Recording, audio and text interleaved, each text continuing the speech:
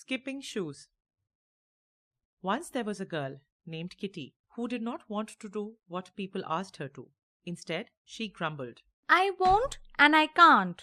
One day, she was given a pair of shiny new shoes and barely had Kitty put them on that her mother called. Kitty, run and tell the cook to make a pie for dinner. I don't want to. Whined Kitty, as usual, but the shoes gave one jump and swept her downstairs into the kitchen. Breathless, she gave the message and stared at the shoes, their bright buttons seeming to wink at her.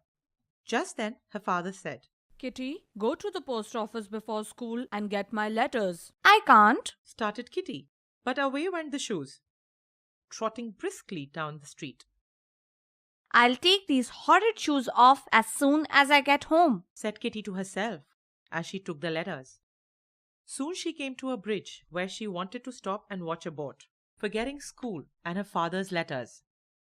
But the shoes went on walking, although Kitty held on to the railing as hard as she could. Finally, she gave up and found herself walking swiftly home. Back home, Kitty found that as hard as she tried, the shoes just wouldn't come off. Time for school.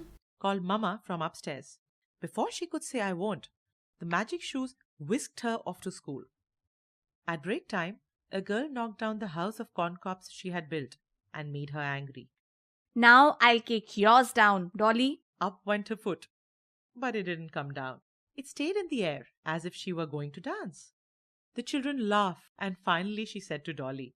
Never mind, I'll forgive you. Then the foot went down, and Kitty understood how the shoes worked. They were cooperative when she was kind and good, but stubborn when she wanted to be naughty. To check this, when one of the boys' ball bounced over the hedge, she said kindly, Perhaps I can get it for you, Willie. The shoes lightly lifted her over the high edge.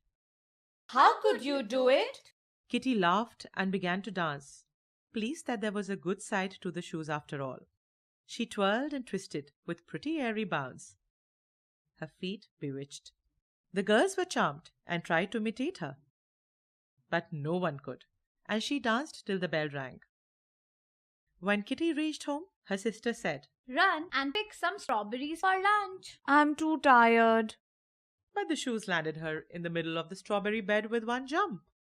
Once the dish was filled, Kitty wanted to stay and eat a few strawberries, but she was zipped away into the dining room. It's delightful to have a quick errand girl. Said her mother. Will you carry a few bundles to some poor people later? Must I? Sighed Kitty, while the shoes tapped under the table, reminding her that she must, whether she liked it or not.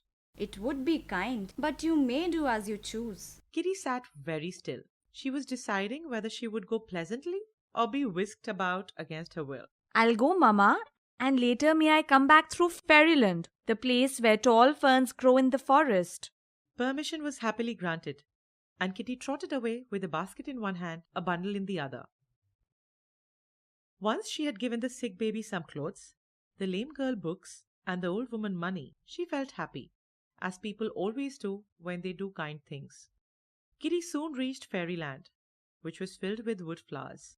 Kitty wished to rest her aching feet, and immediately her feet folded under her, and she sat on a cushion of moss. Then, with a thud, a large black cricket landed beside her, staring at her curiously. Hello, are you related to my cousin Grasshopper? You took such long leaps just like him. Croaked the cricket. I'm not a grasshopper, but I have on magical shoes today. Answered Kitty, surprised that she understood what the cricket said. Oh, it's Midsummer Day, and fairies play pranks today. The magic will stay till sunset, and then the fun will be over. Because of the shoes, you can understand me, and all those squirrels, frogs, and butterflies. Soon enough, Kitty heard all sorts of voices, singing and laughing, and she understood every word. She talked and played with the squirrels and butterflies until tea time. Just as the clock struck 4, away went the shoes over the pool, the hill and the road, till Kitty reached home. The sun will soon set. I must skip while I can. Thought Kitty once tea was done. She waltzed around the lawn so prettily that her mother exclaimed. She shall go to dancing school. Kitty skipped on, hoping to learn some graceful steps before the day was done. Finally, her mother called. Stop now, dear, and run up to bed. A few minutes more. Began Kitty, but was off like a flash into the bedroom. Soon the sun was gone, and the shoes became common ones, for Midsummer Day was over. Kitty never forgot the lessons she had learned. She ran errands willingly, remembered the pretty steps, and often thought of the interesting creatures in fairyland. Whenever she was allowed to play with them, she hurried away quickly, as if she still wore the magic skipping shoes.